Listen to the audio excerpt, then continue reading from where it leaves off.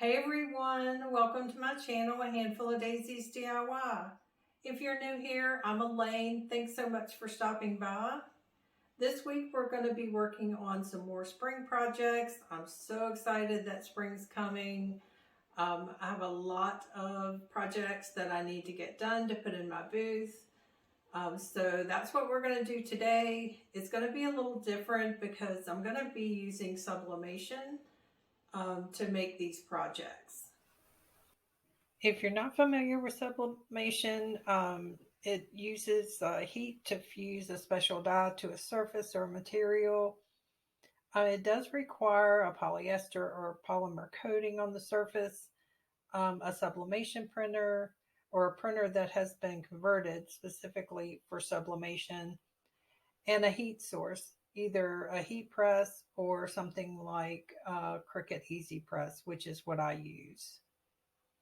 The printer I use is an Epson ET2720. I did convert that for sublimation. The ink I'm using is Lucky Ink that I picked up from Amazon. Now, because sublimation is essentially a dye process and doesn't contain any white dye, you do get the best results when sublimating on a light colored fabric or surface. There are some ways around that, but we're not going to get into that today. There are a lot of great videos out there if you want more information on sublimation, and I'll try to link one down below for you. So let's get into today's project.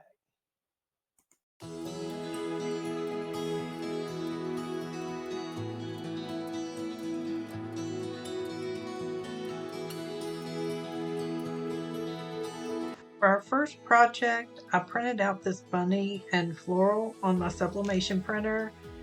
I picked up this wood piece at Michael's. It's been in my stash for a while. I thought it'd be perfect for today's project. The first thing we're going to do is coat the wood with polyacrylic. As I said in the intro, sublimation needs some kind of poly to adhere to the surface. I'm going to put several light coats on and then let them dry completely.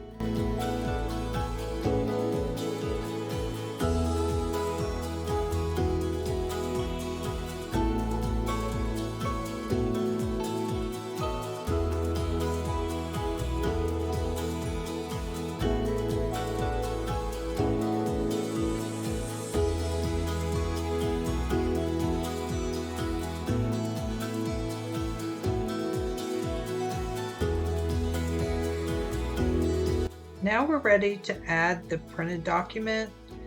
Since the image is applied face down, I did mirror the image, and I'm using heat resistant tape to hold it onto the wood so it doesn't shift.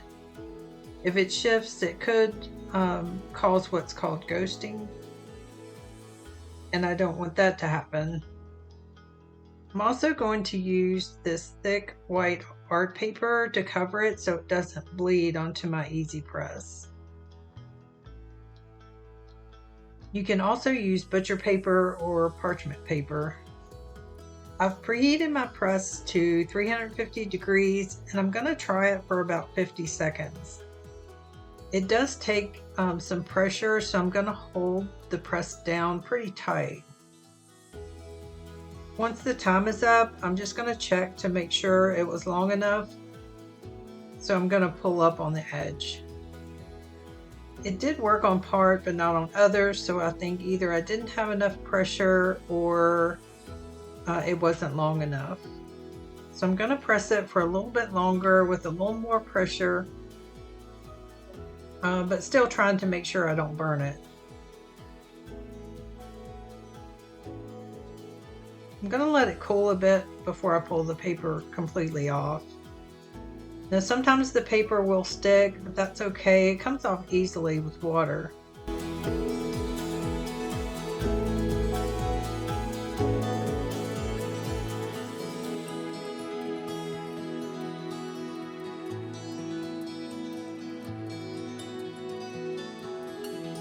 Here's a look at how it turned out. I do have a few more spots of paper to get off. but this one does look a little rustic. Let's get started on the next one. I'm using a darker wood on this one, so I do need to add a little white paint so the graphic will show. Again, there's no white ink, so you have to lighten the surface.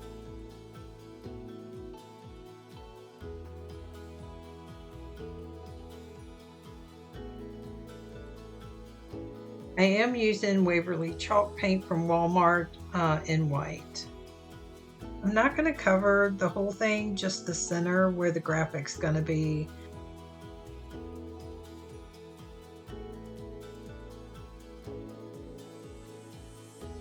My paint is a little thick and I want to spread it out on the edges, so I added a little spritz of water.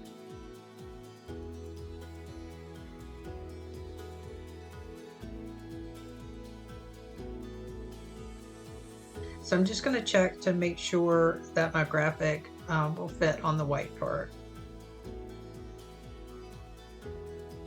I'm going to dry that with my hair dryer, so it's good and dry before I add my polyacrylic.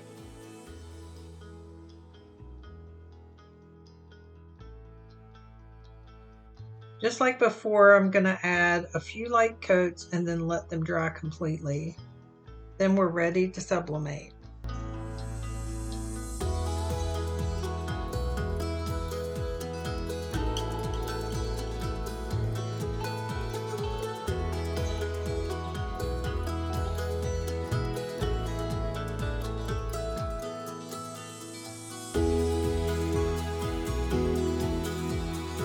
Let's see how this one turns out using the white paint under the polyacrylic.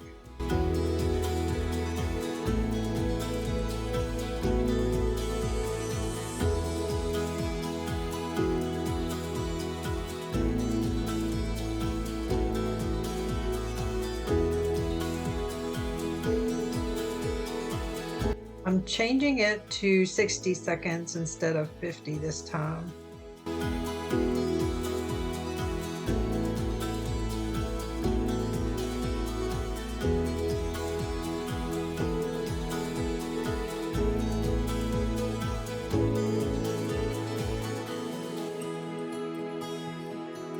This one did come out a little better.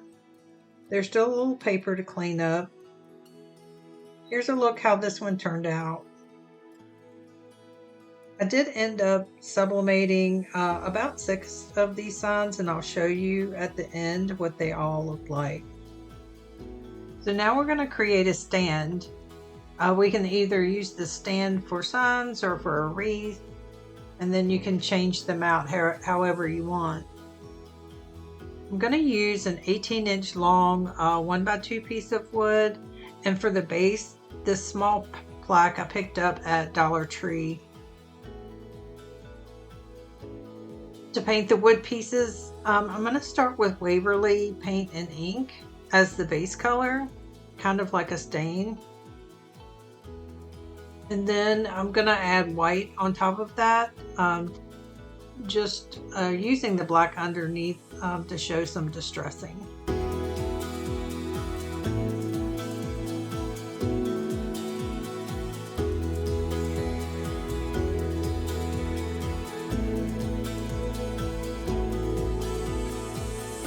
My black was pretty watered down, so yeah, I did make a mess.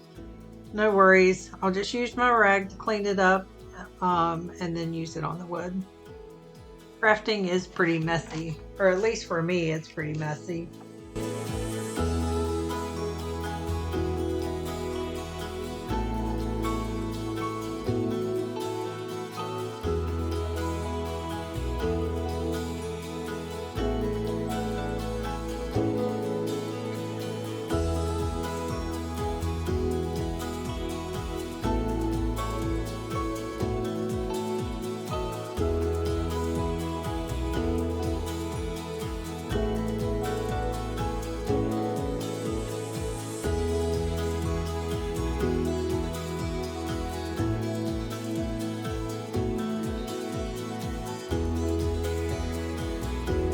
Now we just need to let those dry.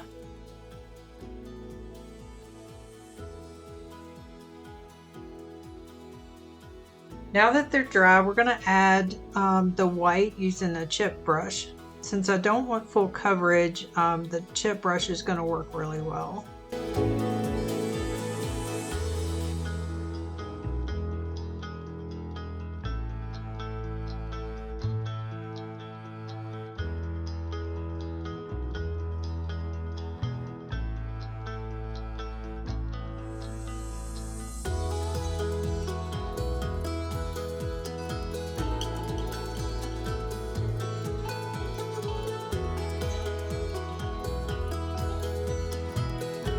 I'm also going to use this wood knob as a topper for the stand.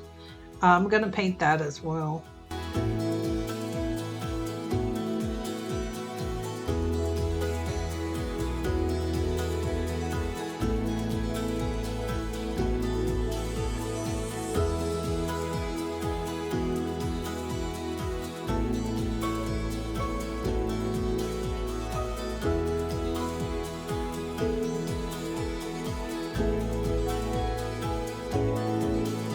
Now we're ready to assemble the stand. I'm going to drill a hole in the top of the stand to attach the hanger and the screw.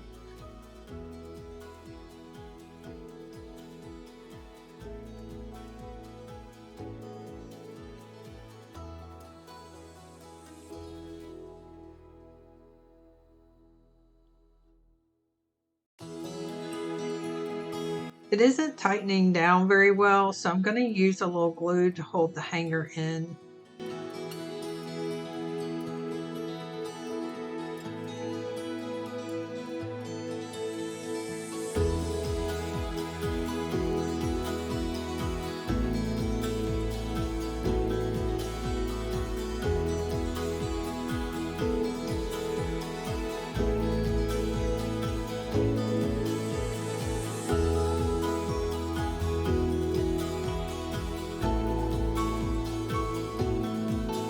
Next, I'm going to glue the ball on the top.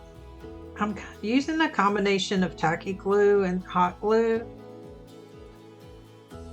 and then clean up the extra glue around the edges.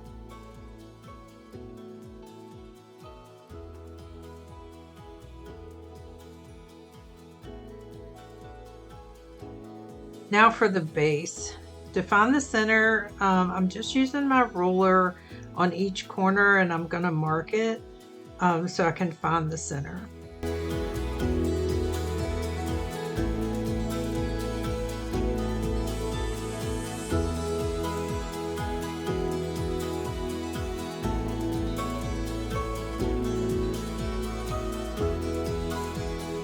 Once I get the center, I'm going to drill a hole through the center, and then I'm going to use a screw to fasten it to the 1x2.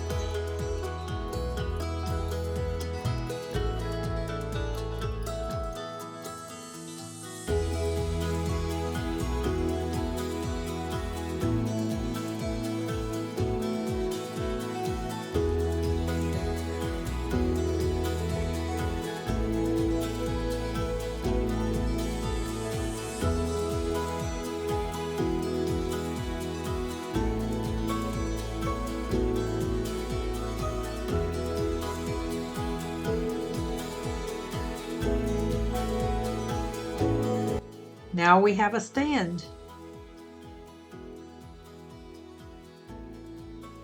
Once I finished putting it together, I realized that the screw on the bottom might cause some problems, so I did get these white beads out. I'm going to use them to raise the bottom up a little bit, so I'm just going to attach them using a little bit of glue and then some hot glue as well. Then we're just going to let that dry.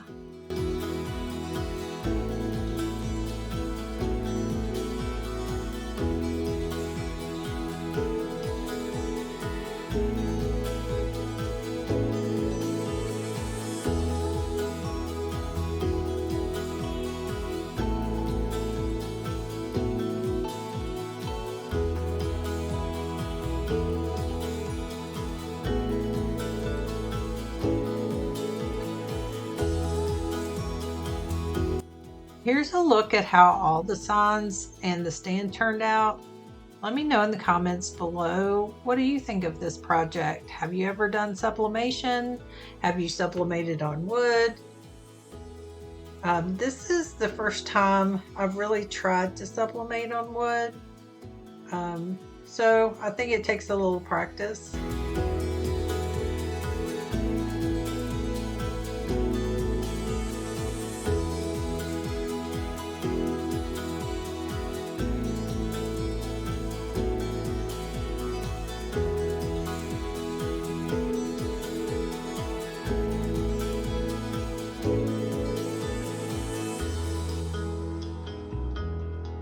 Thanks so much for crafting with me today. I hope you enjoyed the video. If so, please make sure to hit that like button. That helps my channel grow. Also, if you're not already subscribed, what are you waiting for? Hit that subscribe button and join our DIY family. Again, thanks again for watching, and I'll see you next time for another DIY.